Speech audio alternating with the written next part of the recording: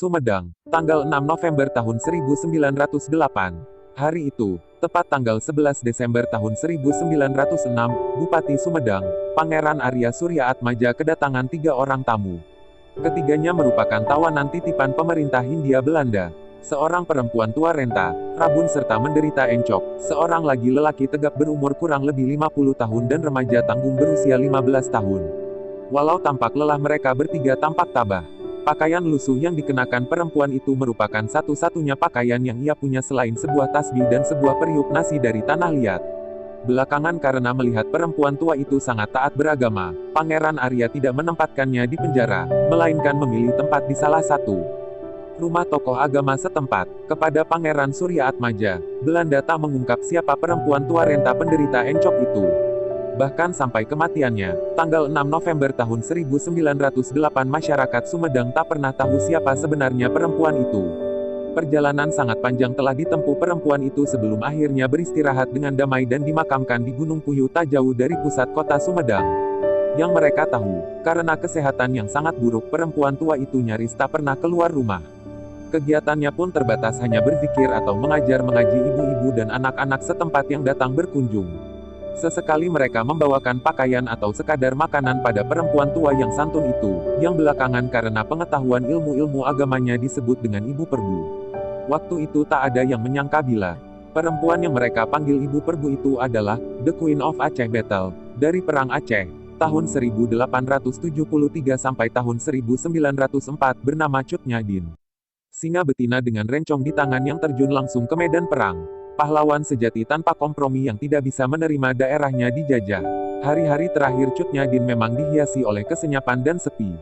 Jauh dari tanah kelahiran dan orang-orang yang dicintai, gadis kecil cantik dan cerdas dipanggil Cutnya dilahirkan dari keluarga bangsawan yang taat di Lampadang tahun 1848. Ayahnya adalah Ule Balang bernama Tauku Nanta Setia, keturunan perantau Minang pendatang dari Sumatera Barat ke Aceh sekitar abad 18 ketika Kesultanan Aceh diperintah oleh Sultan Jamalul Badrul Munir. Tumbuh dalam lingkungan yang memegang tradisi beragama yang ketat membuat gadis kecil Cut Nyadin menjadi gadis yang cerdas. Di usianya yang ke-12 dia kemudian dinikahkan orang tuanya dengan Tauku Ibrahim Lamnga yang merupakan anak dari Ule Balang Lamnga 13. Suasana perang yang megelayuti atmosfer Aceh pecah ketika tanggal 1 April tahun 1873 FN. Nguyen Huizen memaklumatkan perang terhadap Kesultanan Aceh. Sejak saat itu gelombang demi gelombang penyerbuan Belanda ke Aceh selalu berhasil dipukul kembali oleh Laskar Aceh, dan Cutnya tentu ada di sana.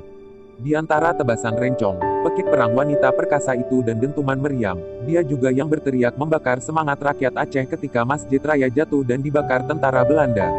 Petik 2. Rakyatku, sekalian mukmin orang-orang Aceh. Lihatlah, saksikan dengan matamu masjid kita dibakar.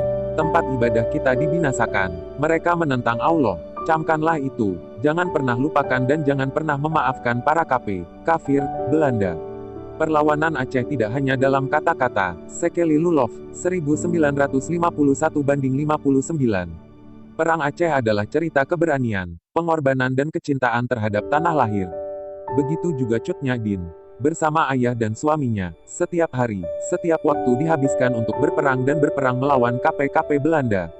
Tetapi perang jugalah yang mengambil satu persatu orang yang dicintainya. Ayahnya lalu suaminya menyusul gugur dalam pertempuran di Gelitarom tanggal 29 Juni tahun 1870. 2 tahun kemudian, Cut Nyadin menerima pinangan Tauku Umar dengan pertimbangan strategi perang.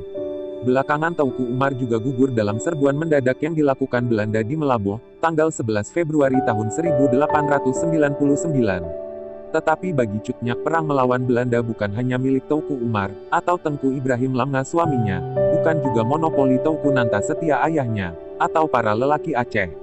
Perang Aceh adalah milik semesta rakyat. Setidaknya itulah yang ditunjukkan Cutnya, dia tetap mengorganisir serangan-serangan terhadap Belanda. Bertahun-tahun kemudian, segala energi dan pemikiran putri bangsawan itu hanya dicurahkan kepada perang mengusir penjajah. Berpindah dari satu tempat persembunyian ke persembunyian yang lain, dari hutan yang satu ke hutan yang lain, kurang makan dan kurangnya perawatan membuat kondisi kesehatannya merosot. Kondisi pasukan pun tak jauh berbeda. Pasukan itu bertambah lemah hingga ketika pada tanggal 16 November tahun 1905 KP Belanda menyerbu ke tempat persembunyiannya. Cut Nyadin dan pasukan kecilnya kalah telak. Dengan usia yang telah menua, rabun dan sakit-sakitan, Cutnya memang tak bisa berbuat banyak. Rencong pun nyaris tak berguna untuk membela diri.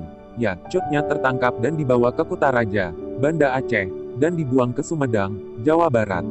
Perjuangan Cut Nyahdin menimbulkan rasa takjub para pakar sejarah asing hingga banyak buku yang melukiskan kehebatan pejuang wanita ini. Zenggraaf mengatakan, para wanitalah yang merupakan de Leidster van het Verzet, pemimpin perlawanan, terhadap Belanda dalam perang besar itu. Aceh mengenal Grandes Dames, wanita-wanita besar, yang memegang peranan penting dalam berbagai sektor, jauh sebelum dunia barat berbicara tentang persamaan hak yang bernama emansipasi perempuan.